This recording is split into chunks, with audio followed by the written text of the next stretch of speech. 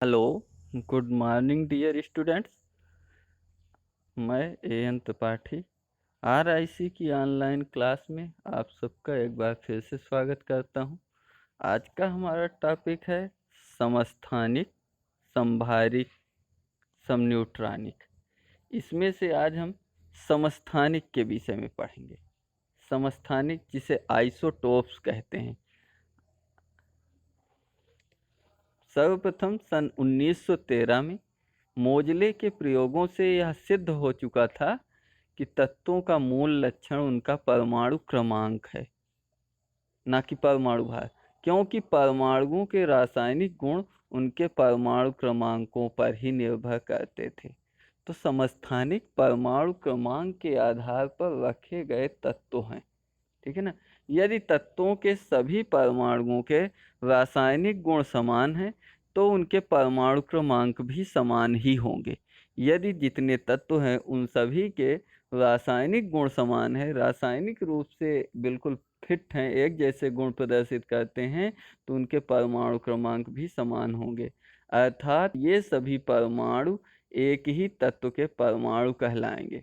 समस्थानिक की डिफिनीशन: किसी एक ही तत्व के वे परमाणु जिनकी द्रव्यमान संख्याएं भिन्न होती हैं उस तत्व के समस्थानिक कहलाते हैं। अथवा दूसरी डिफिनीशन है, वे परमाणु जिनके परमाणु क्रमांक समान किंतु द्रव्यमान संख्या या परमाणु भार जिसे कहते हैं भिन्न भिन्न होते हैं, एक दूसरे के समस्थानिक कहलाते हैं।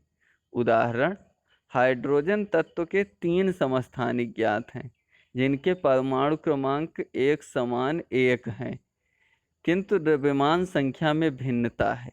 जैसे पहला है एक हाइड्रोजन एक, जिसे पोट्रियम कहते हैं 1H1। हाइड्रोजन 2 जिसे ड्यूटीरियम, यहाँ पर ये गलत लिखा हुआ है, यहाँ पर ड्यूटीरियम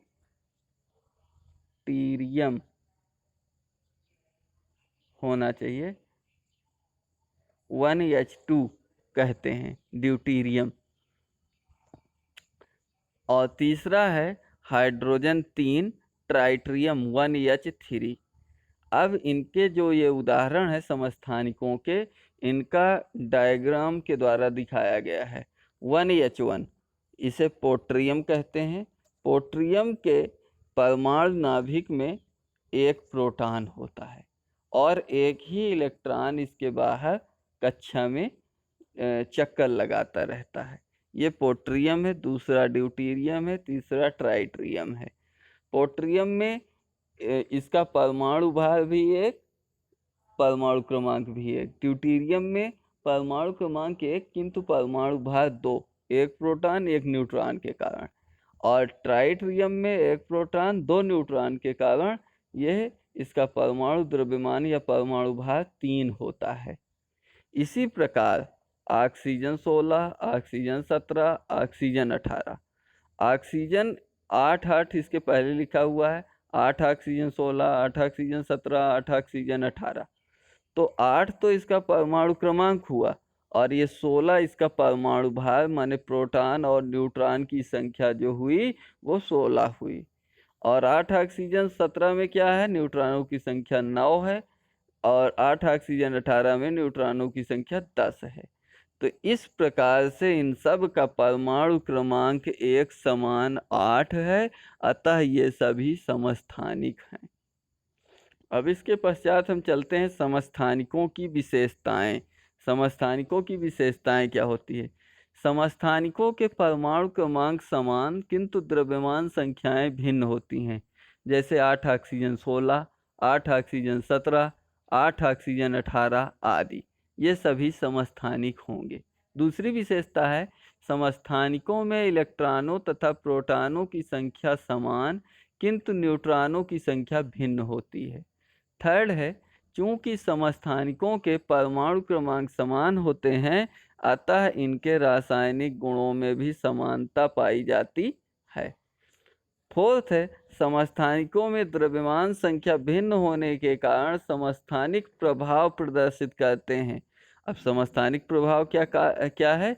इसी के कारण माने कि समस्थानिक प्रभाव के कारण इनकी रासायनिक सक्रियता की दर भिन्न होती है कि कोई अधिक सक्रिय होता है, कोई कम सक्रिय होता है। द्रव्यमान संख्या के भिन्न होने के कारण समस्थानिकों के भौतिक गुण जैसे घनत्व, क्वथनांक आदि भिन्न होते हैं। समस्थानिकों के नाभिकों में न्यूट्रॉनों की संख्याएं भिन्न होती है, अतः इनकी नाभिकीय संरचना नाभिक के मिलने से बनी हुई संरचना भिन्न होती है। नाभिकीय संरचना में भिन्नता होने के कारण समस्थानिकों के रेडियो एक्टिव गुण भिन्न होते हैं। उदाहरण, कार्बन 12 रेडियो एक्टिव तत्व नहीं है, जबकि उसी का समस्थानिक कार्बन का ही कार्बन 14 एक रेडियो एक्टिव समस्थानिक है, रेडियो एक्टिवता का गुण प्रदर्शित करता है। समस्थानिकों के प्रकार। समस्थानिक मुख्यतः टाइप्स ऑफ आइसोटोप्स। समस्थानिक दो प्रकार के होते हैं, रेडियो एक्टिव विहीन या स्थायी।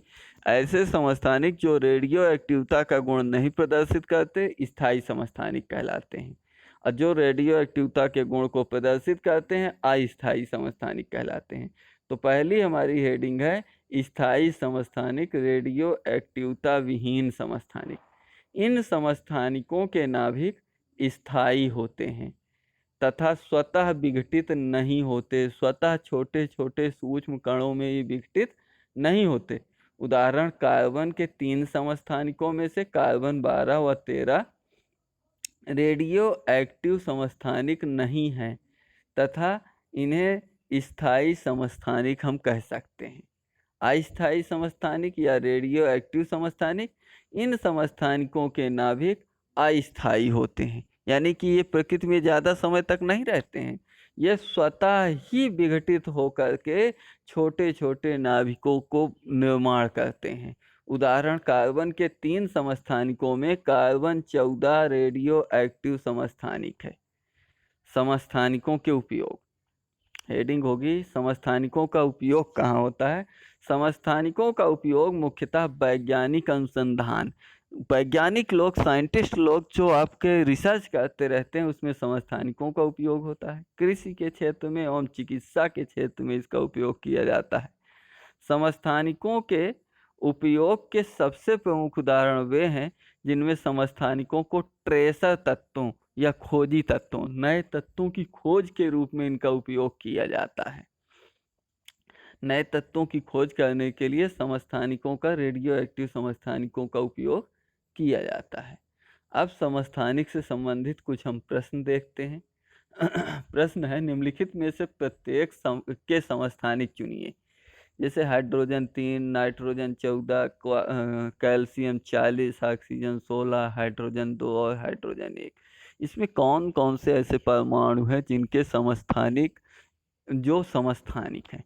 इसके लिए इसको सॉल्व करने के लिए सबसे पहले हमें सभी तत्वों के परमाणु क्रमांक ज्ञात होने चाहिए। जैसा कि हम 11th क्लास की परमाणु संरचना वाले चैप्टर में तमाम सारे तत्वों के विषय में पढ़ा, हमने तमाम सारे तत्वों के परमाणु क्रमांक, परमाणु भार, कुछ तत्वों के परमाणु क्रमांक और परमाणु भार हमें ध्यान होने चाहिए, और उसी के आधार पर हम बता सकते हैं कि कौन समस्थानिक है कौन नहीं है। जैसे हम देखते हैं कि हाइड्रोजन का परमाणु क्रमांक 1 है, नाइट्रोजन का 7 है, 7 नाइट्रोजन 14 होता है, कैल्शियम का 20 है, 20 कैल्शियम 40 होता है, ऑक्सीजन का 8 है, इस हाइड्रोजन का भी 1 है, इसका भी 1 है। तो उपरोक्त तत्वों को देखने से ज्ञात होता है कि हाइड्रोजन 3, नाइट्रोजन 14 और कैल्शियम 40, ऑक्सीजन 16, हाइड्रोजन 2, हाइड्रोजन 1 की द्रव्यमान संख्याएं भिन्न भिन्न हैं। किसी की द्रव्यमान संख्या एक समान नहीं है, किंतु इनमें क्या है कि हाइड्रोजन 3, हाइड्रोजन 2, हाइड्रोजन 1, इनके परमाणु क्रमांक एक समान एक ही होगा, क्योंकि ये सभी के सभी हाइड्रोजन ही हैं। अतः हाइड्रोजन 3, हाइड्रोजन 2, हाइड्रोजन 1 एक दूसरे के समस्थानिक होंगे। अब अगला प्रश्न देखते हैं। हाइड्रोजन के 2 समस्थानिकों की द्रव्यमान संख्याएं 1 व 2 हैं, क्रमशः 1 है एक की और दूसरे की द्रव्यमान संख्या 2 है। उनका भार, परमाणु भार क्रमशः 1.0078 व 2.0143 है। साधारण हाइड्रोजन में ये समस्थानिक 6400 अनुपाते 1 के अनुपात में उपस्थित हैं। हाइड्रोजन का औसत परमाणु भार क्या होगा? तो इसको सॉल्व करने के लिए हमें एक फार्मूला होता है कि किसी तत्व का औसत परमाणु भार बराबर तत्व के पहले समस्थानिक का परमाणु भार गुणे उसका कितने अनुपात में वो समायोजित है, और प्लस दूसरे तत्व के परमाणु भार गुणे कितने अनुपात में वो समायोजित है बटे दोनों अनुपातों का योग।